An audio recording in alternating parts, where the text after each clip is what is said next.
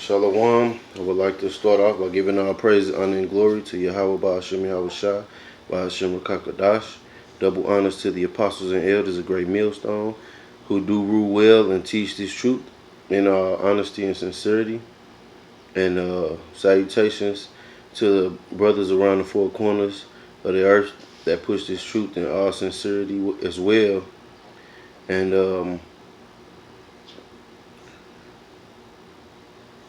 I'm gonna get into a lesson on pride. Um, they just had a stupid dumbass Pride Day, here in St. Louis, and I was thinking about something like just the pride of our women, especially the Judah woman, the so-called black woman. She's proud beyond her your wildest imaginations, man. They feel that they don't need a man for anything until shit pops off. Everybody independent until it's time for them to call on somebody, which would be a man. Till it's time to open a pickle jar or something, or cut grass or something. But I was on a plantation today at work, and a Jake, I don't know, he could be a turd man, but nevertheless, he was saying, he was basically coming to the defense of the so-called black woman about her hair. Well, a lot of them, it's a medical condition. So you telling me all these chicken heads out here got a medical condition?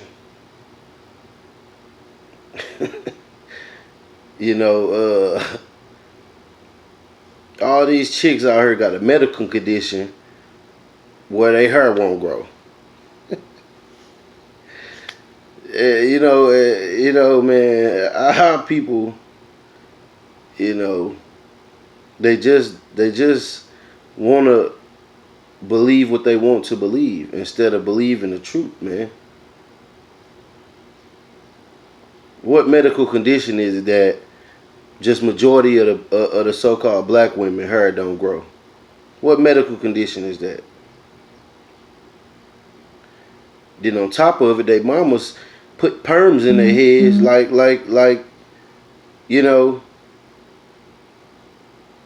that's something to be. That's something to do.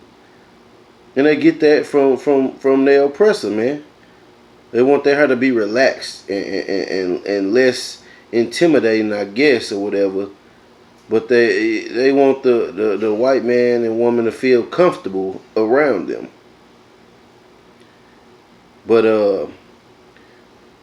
that is a curse, man, for pride. Cause our women became proud, man. And the Most High smited the crown of their head. And I'm going to get that scripture in Isaiah, the 3rd chapter. And the 16th, yeah, the 16th verse.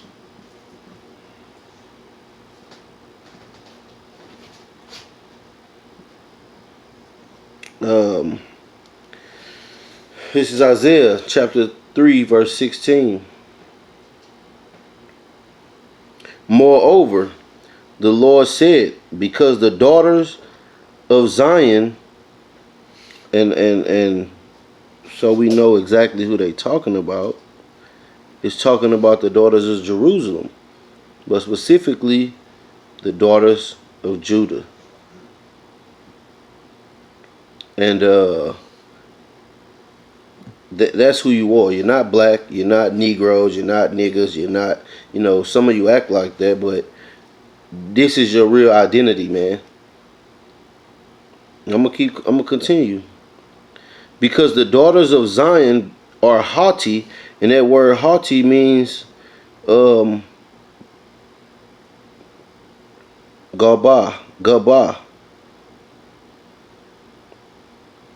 And it means like to to exalt oneself or to be proud, raised up greatly.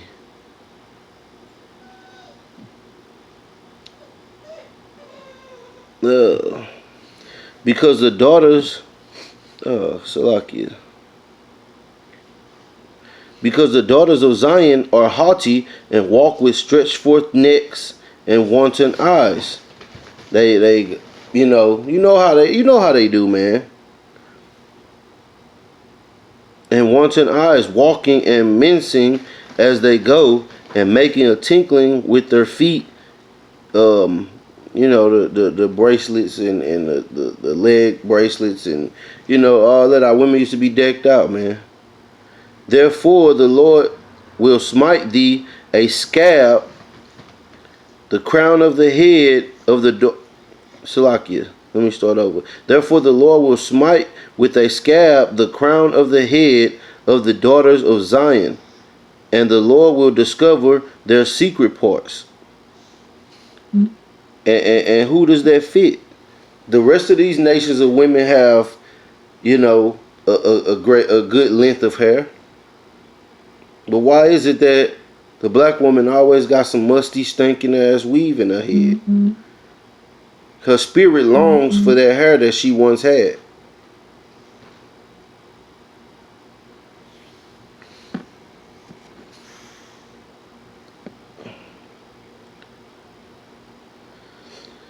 Verse 18, in that day the Lord will take away the bravery of their tinkling ornaments about their feet, and their caws, and their round tires like the moon. But it's talking about the so-called black woman, man. The Lord smited your head for you not to grow that long hair because you were proud, man. And the scriptures say that a woman's glory is her hair, man. Every woman is protective of their hair, man. And even the Judah woman, she's protective of that damn weave, man. You better not get that weave wet. You bet not. But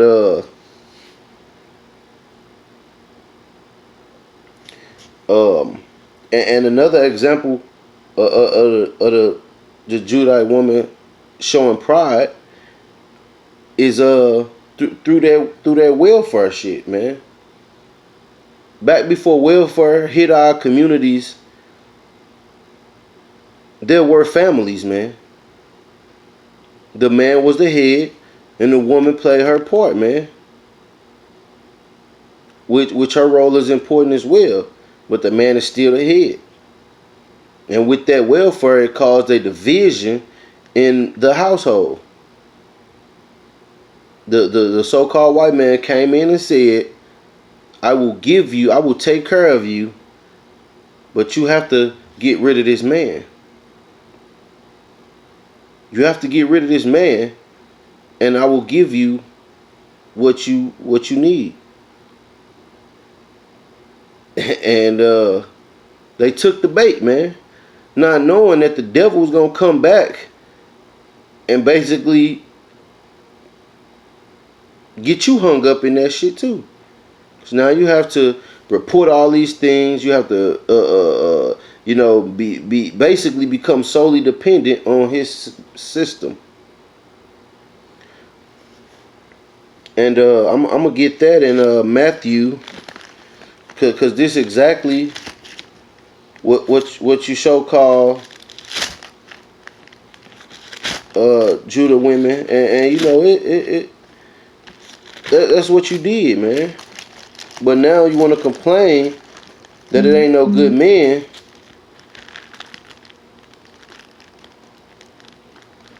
And that was all because of your decision to do that. To be in agreements and take the deal with the devil. So it wasn't us. It was you.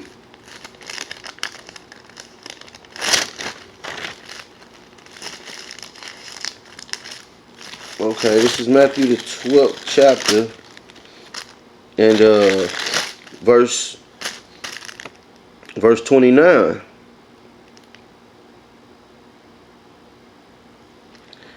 Or else, how can one enter into a strong man's house and spoil his goods, except he first bind the strong man, and then he will spoil his house?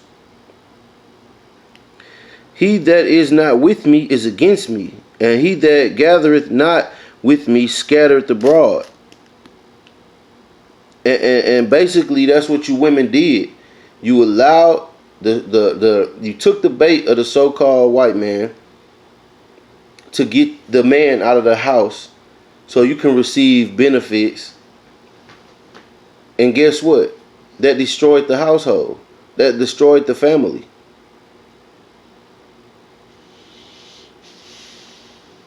Coming in, checking, making sure ain't no size 12s and 13s in under the bed and carrying on. Just so you could feel like you getting something. But guess what? This so-called white man is not going to protect you. And this is exactly what's going to happen as a result of you taking that deal. Can't you see your sons have no fathers? And that in itself, you spread poison. Not all, but a lot. A great majority have turned their sons against the dad, their children against the father, man. And they grow up, believe in your bullshit, your lies. And then here comes Esau, so-called white man that you made them deals with, to take your sons out, to get them trapped up in this system, because the strong man is not there to guide the boys into men, to tell the daughters don't be sluts and hoes, seeking male attention wherever they can get it. You know, that all stems from that, man. And ultimately being under the curses in Deuteronomy 28 chapter, man. But I'm gonna grab it in Micah, because this is what's gonna happen as a result of you taking that bait, man. And you have no one to blame but yourself, because pride clouded your judgment, and you know, just to feel like, you know, just to shit on a man because you envy his authority, man. I heard women talking all the time about it, man. They really envy a man's position, man. That's why you got all these butchers running around here with rubber strapped to them, like they could actually piss out of it or something, man. Just madness, man. This is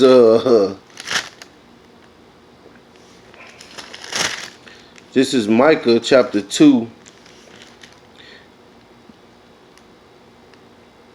and Salakia. This is Micah chapter 7 and verse 10.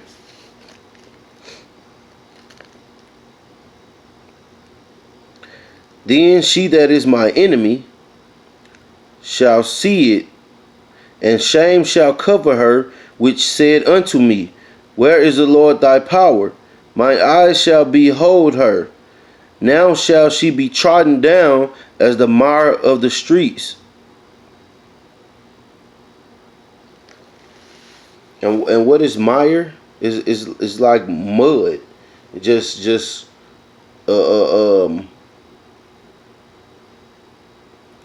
mush, slop, and you know, you gonna be trodden down in that day, because you had so much pride and you didn't want to fall in line under the man. So you wanted to fall in line under your natural born enemy to your nation and receive his benefits. So what do you think he's gonna do after he's been bound the strong man that's there to protect you. He's going to destroy you as well.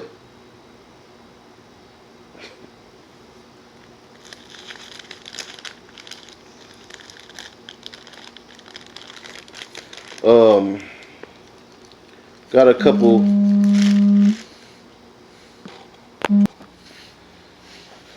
more precepts on pride, man.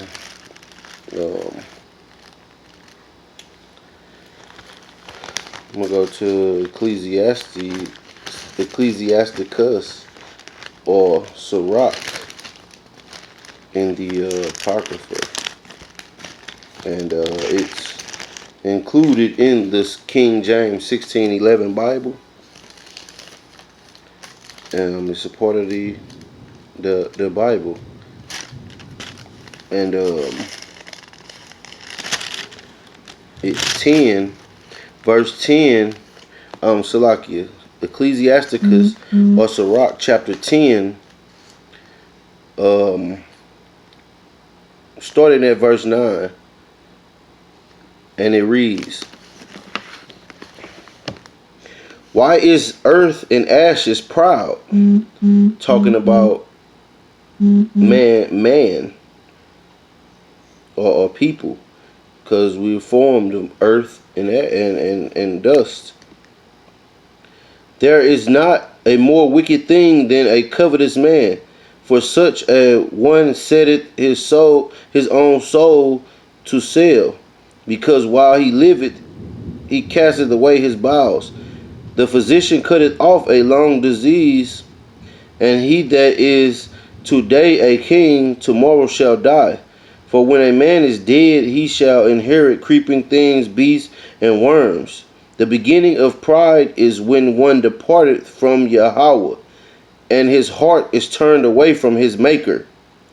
For pride is the beginning of sin, and he that hath it shall pour out abomination. And therefore the Lord brought upon them strange calamities, and overthrew them utterly. The Lord hath cast down the thrones of proud princes, and set up the meek in their stead." And a few examples of proud princes or kings will be King Nebuchadnezzar, King Herod, King Saul. You know, the Lord, you know, judged them according to their pride.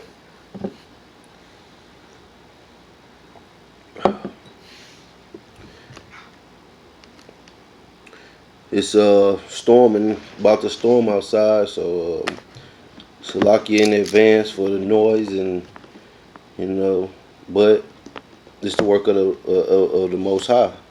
So just bear with me, and we're gonna get through this video, and hopefully we don't have too bad of, you know, noise. But it's still all good overall. Verse 15, "The Lord hath plucked up the roots of the proud nations, and planted the lowly in their place. The Lord overthrew countries of the heathen, and destroyed them to the foundation of the earth. He took some of them away, and destroyed them, and hath made their memorial to cease from the earth. Pride was not made for men, nor furious anger for them that are born of a woman. That they that fear the Lord are sure seed, and they that love him an honorable plant. They that regard not the law are a dishonorable seed.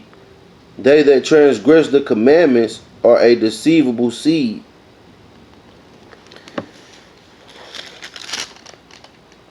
So something about this pride.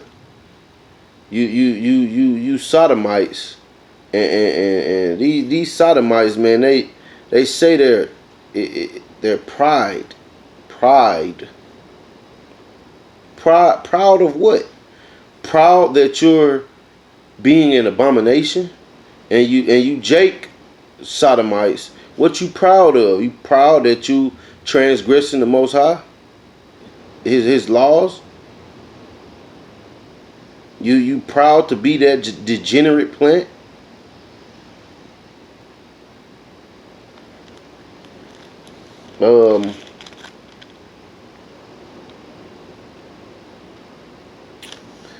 I got a couple precepts on pride, man.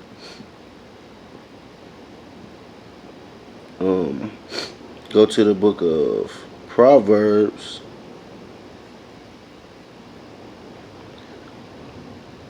chapter 8 and verse 13. The fear of the Lord is to hate evil, pride and arrogancy, and the evil way and the froward mouth do I hate.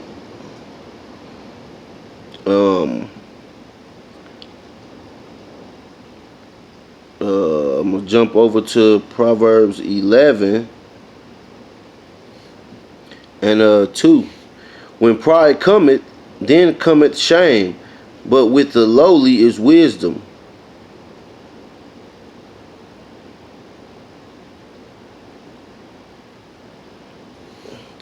Verse 3, the integrity of the upright shall guide them, but the perverseness of transgressors shall destroy them. And what's perverseness?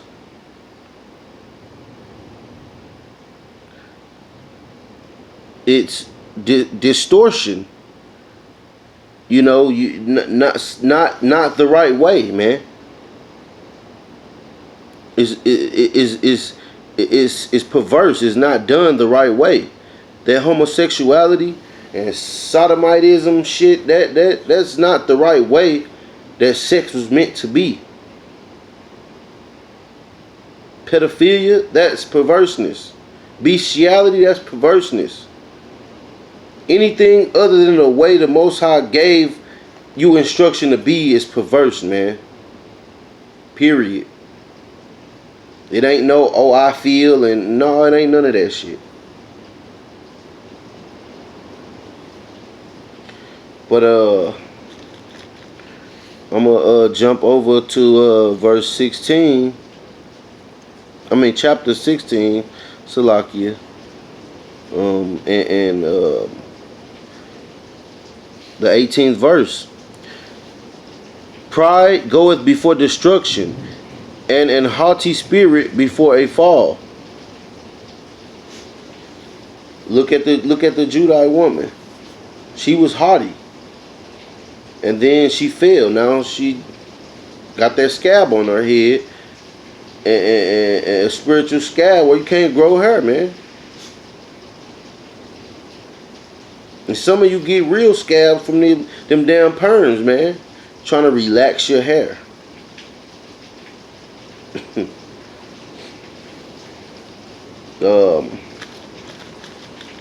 I'm gonna get a few more scriptures on people that were proud and the Most High brought them down, man. This is Daniel chapter 4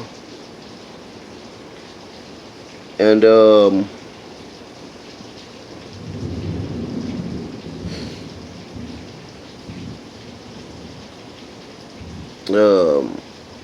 start at verse 27. Wherefore, O king, let my counsel be acceptable unto thee, and break off thy sins by righteousness, and thy iniquities by showing mercy to the poor, if it may be a lengthening of thy tranquility. All this came upon the king Nebuchadnezzar at the end of 12 months. He walked in the place of the kingdom of Babylon.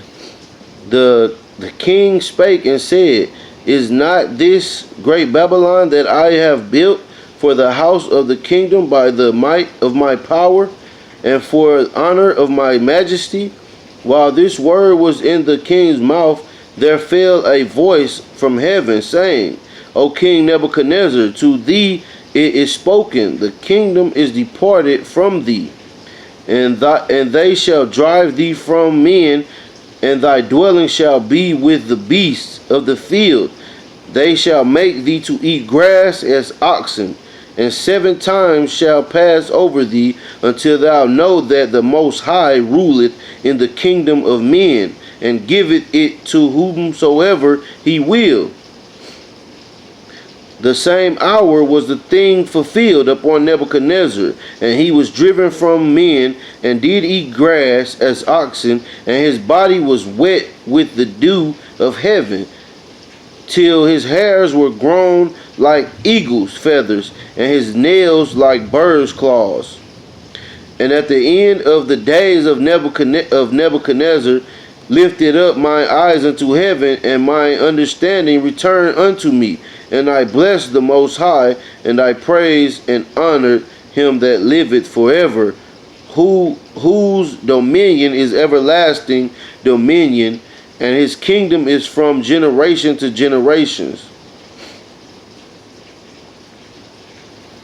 So the Most High will send some bizarre shit up on you, man, when you proud. Mm-hmm. You see people walking up and down the streets all the time, talking to themselves. You know, people. A lot of people that come up and scoff, man. Most High allow demons to hop on them people, man, because of pride. And that homosexuality, man, that's a damn demon, man. The Lord gave you over to your unclean lust of the flesh, man. Now you proud. Pride month. You proud that who you proud to? The Most High? That's really not a good look, man. You proud to be doing wickedness. But another account is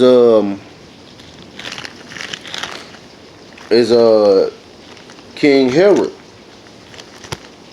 and his pride. And it's in Acts the 12th chapter. And verse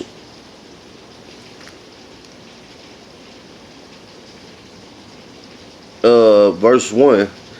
Now about that time, Herod the king stretched forth his hand to vex certain of the church, and he killed James, the brother of John, with the sword. And because he saw it pleased the Jews, he proceeded further to take Peter also.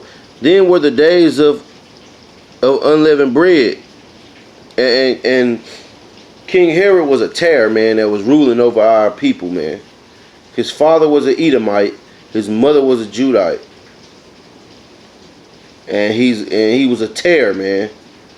And the Israelites that were there knew that he wasn't a real Jew, because the seed goes from the father on down to the children, man. It don't go through your mother, man. The wicked elite and these Edomites, they follow the mother's lineage, which that doesn't even sound right saying, but they follow the matriarchal lineage, I guess, or whatever. But the seed is passed down through patriarchs, man. The men, the progenitors, which means is the ones who furthers life. They keep life going from generation to generation. Is through the men. And when he had, verse 4, and when he had apprehended him, he put him in prison and delivered him to 4 quaternions of soldiers, quadrant of soldiers to keep him, intending after Easter to bring him forth to the people. But and that's a pagan holiday, man. Easter, man. That's pagan. The real holy day is Passover.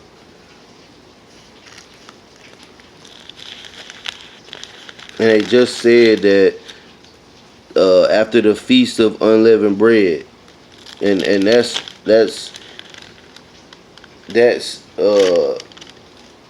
the feast after Passover,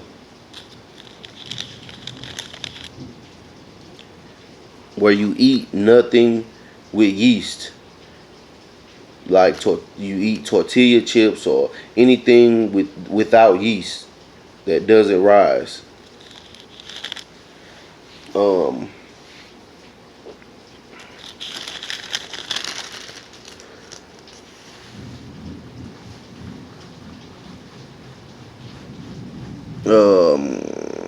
I'm gonna jump down to